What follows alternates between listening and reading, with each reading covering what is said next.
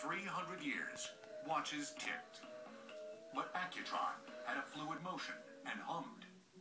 What I have here is one of the original Accutrons from the 1960s. It was originally launched in the 1960s by Bulova Corporation. It was the first revolution in 300 years in timekeeping. Prior to that, all watches were mechanical. They had a balance wheel, which rotated from 3 to 5 times per second. The Accutron was different. Instead of a rotating balance wheel to create the watch's constant regular motion, it used an oscillating tuning fork. This is actually a tuning fork that was in one of the movements, and what happened is you had a circuit that created an electromagnetic field. The electromagnetic field created by copper coils vibrated the magnets at the end of the tuning fork 360 times per second.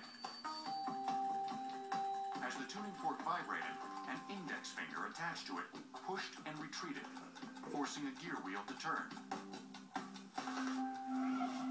A tuning fork was not new to timekeeping. Actually, in 1866, there was a patent issued to Breguet to put a tuning fork into a clock movement.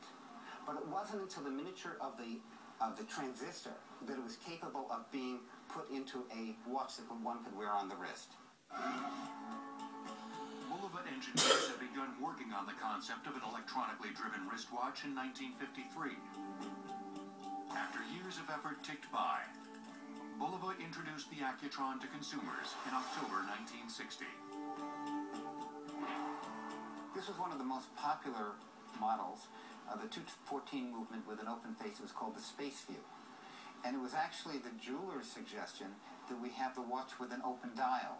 When we showed them the technology in a prototype, they said, boy, it would be great if we could show off that technology to the consumers to explain how it works.